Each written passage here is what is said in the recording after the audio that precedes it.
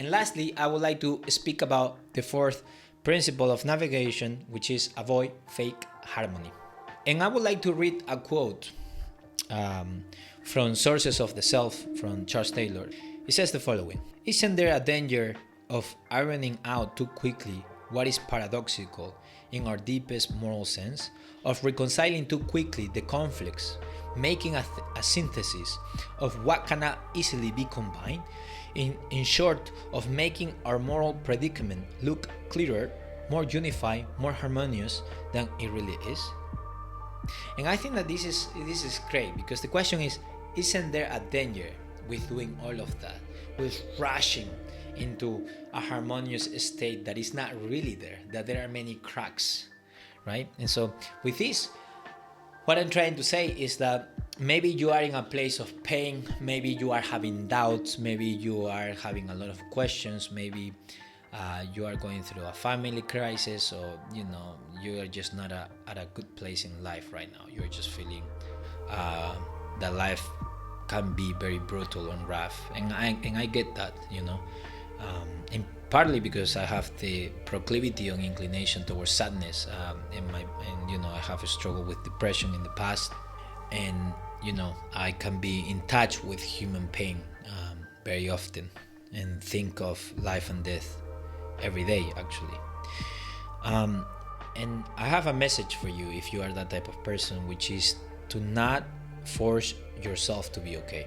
It is okay to be a mess. It is okay to have questions. It is okay to lament, to have the time to slow down, just be, because the most harmful thing that you can do when you are in this perplexity stage is to rush yourself into harmony, because I think that will hurt you even more than acknowledging that you actually have these questions and maybe you don't know what to make of life at this point.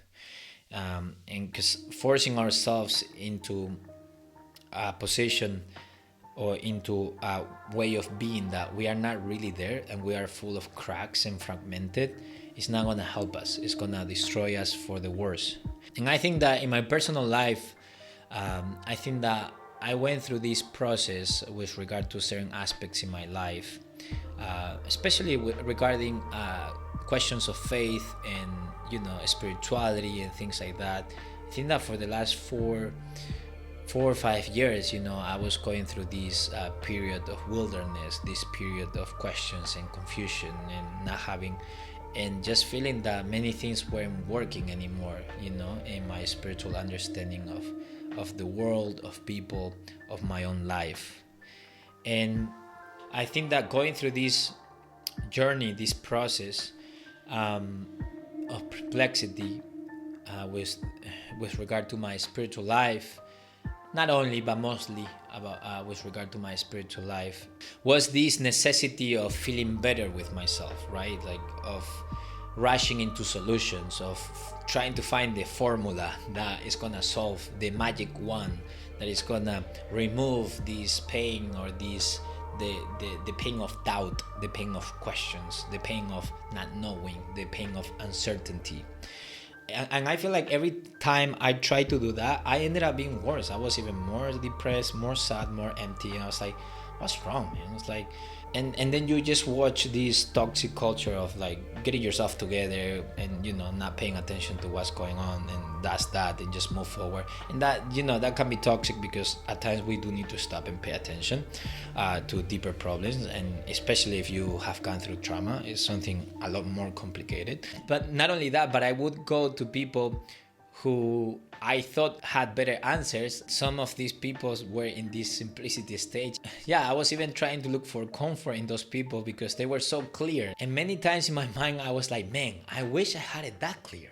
Man, I wish I didn't have the questions I have. But then I realized that, sometimes these people were, so to speak, prisoners of their own certainty, of their own simplistic way of looking at everything. And so I felt actually quite disappointed, and ended up being worse because, some of them had this micromanaging behavior of fixing me and trying to, oh no, you should feel okay, or do this, do that. And no, I just needed some time to process that, to go through this journey. And in the end, I found other people that were able to be there for me. You know what I mean?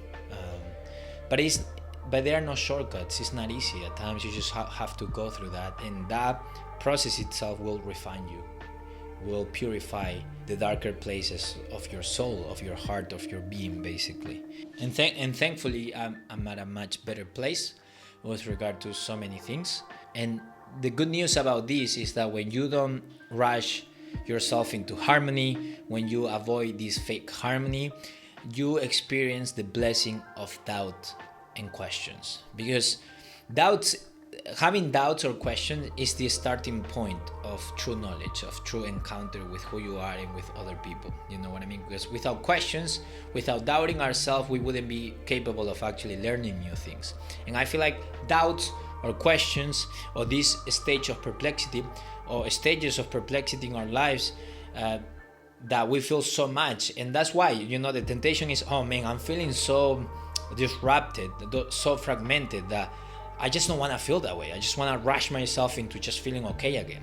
But don't rush it, because then you miss the opportunity of learning about that thing, and the question will come back to you even worse and more brutally and more ruthless, and it will break you. And it did break me many times. That's why I'm saying that.